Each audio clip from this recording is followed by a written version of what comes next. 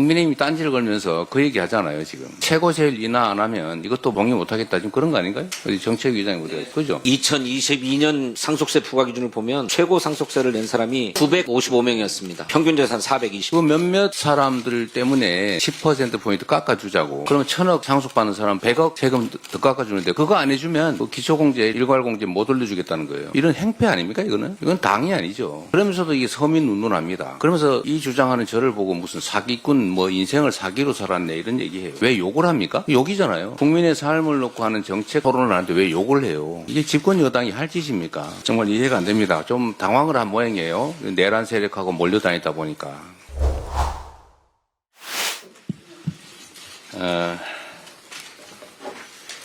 국정협의회 첫 회의가 지난 20일에 있었습니다. 첫 단추가 끼어진 만큼 연금 계획에 대한 합의가 신속하게 이루어지기를 기대합니다.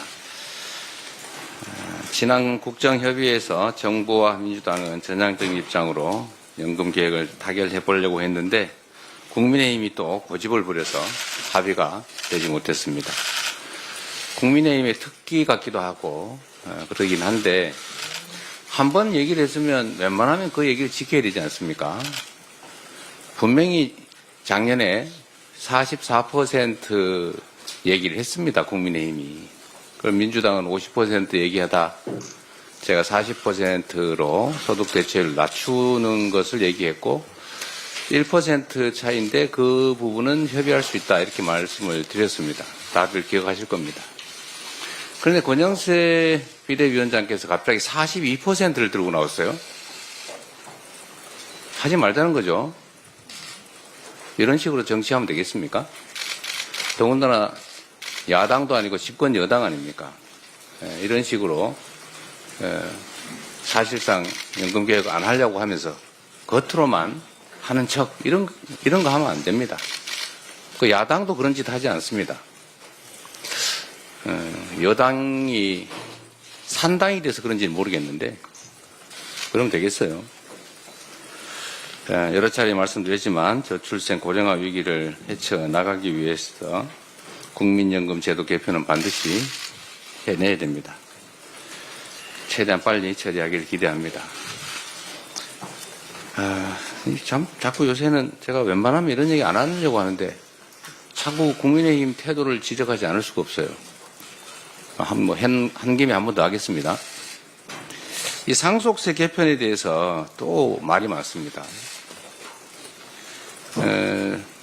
2024년 정기회에서 상속세를 개정 논의할 때 정부가 이렇게 최고 세율을 인하하자, 즉 최고 세율 구간을 지금 50%인데 40%로 10%포인트 낮추자 이렇게 얘기했습니다. 그리고 최대 주주 보유 주식 할증 평가를 폐지하자 이런 주장을 했어요. 이 두 가지 주장밖에 안 했습니다. 최고 세율을 내려주는 것, 또 최대 주주의 경영권 프리미엄에 대해서 할증 평가를 하는 것을 폐지하자. 그 폐지하면 득보는 사람 누굽니까? 그 서민들이 득보입니까? 우리 국민 중에 최대 주주 돼서 경영권 프리미엄 누리는 사람 몇 사람 됩니까? 그리고 최고 세율 얘기하는데 50%를 내는 최고 세율은 시가로 따지면 한 60억 주면 됩니다. 60억. 기초공제하고 뭐 이런저런 공제하고 60억 넘는 사람 얼마나 돼요?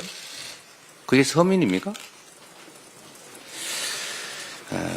지금 민주당은 기초공제 또 일괄공제를 좀 줄이자, 좀 늘리자 그런 겁니다. 28년 전에 5억 해서 합산 10억 아니었습니까?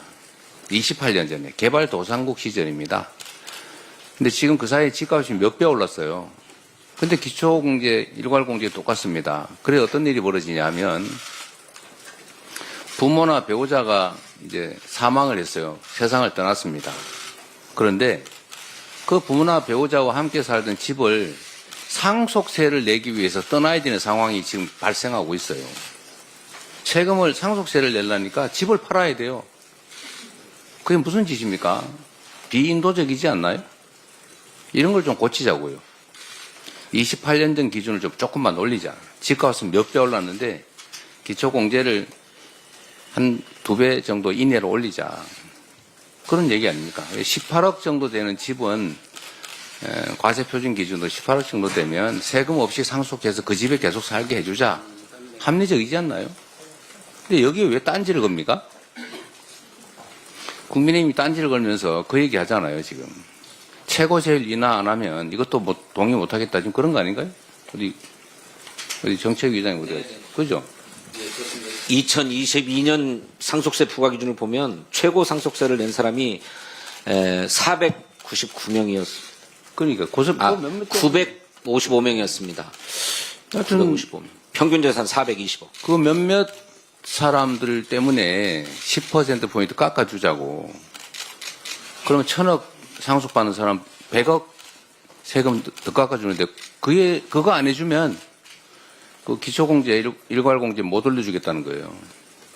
이런 행패 아닙니까, 이거는? 이건 당이 아니죠. 그러면서도 이게 서민 운운합니다. 그러면서 이 주장하는 저를 보고 무슨 사기꾼, 뭐 인생을 사기로 살았네, 이런 얘기해요. 왜 욕을 합니까? 욕이잖아요. 국민의 삶을 놓고 하는 정책 토론을 하는데 왜 욕을 해요? 이게 집권 여당이 할 짓입니까?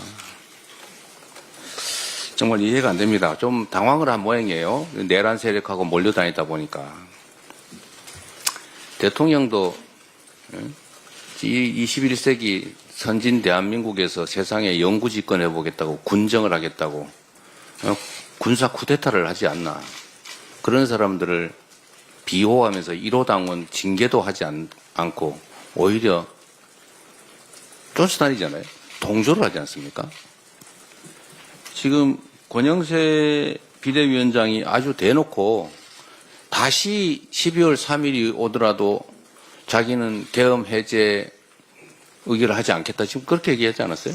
뭐 표현도 틀리다고 어떻게 잡을지 모르겠는데 하여튼 그런 취지였어요. 이게 극우 아니면 뭡니까? 어쨌든 이 상속세 문제를 얘기하다 보니까 상식도 없고 정말로 극소수 기득권, 그중에서도 아주 극소수의 기득권자를 위해서 불법, 부정, 부도덕 행위 아주 감행을 일상적으로 합니다. 이게 무슨 보수 정당입니까? 이건 보수가 아니죠. 보수는 합리적인 가치와 질서를 지키는 걸 보수라고 해요. 기득권을 지키는 건 수구라고 하죠. 근데 이제 수구를 넘어서서 범죄 집단을 지켜요. 내란 수계를 지킵니다. 이런 건 보수라고 하지 않고 극우라고 하는 거예요. 극우 정당 맞지 않습니까? 전에 내란의 힘이라고 누가 주장을 했더니 왜 그런 말을 하냐고 화내던데 이젠 내란의 힘 이상으로 극우의 힘 된 거 아닙니까? 극우의 힘으로 어떻게 이 나라 국정을 책임지겠어요? 심지어 욕설까지. 제가 국민의힘 정말 정신 차리시기 바랍니다. 제가 국민의힘을 위해서 하는 말이 아닙니다. 이 나라의 미래를 위해서죠. 이 나라 정치의 한 축을 맡고 있지 않습니까? 그런데 이런 태도로 어떻게 하시려고 그래요? 정신 좀 차리시기를 다시 한번 권고드립니다. 합리적으로 정책 토론하기를 기대합니다. 이상입니다. 다음으로 박찬대 원내대표의 발언이 있겠습니다.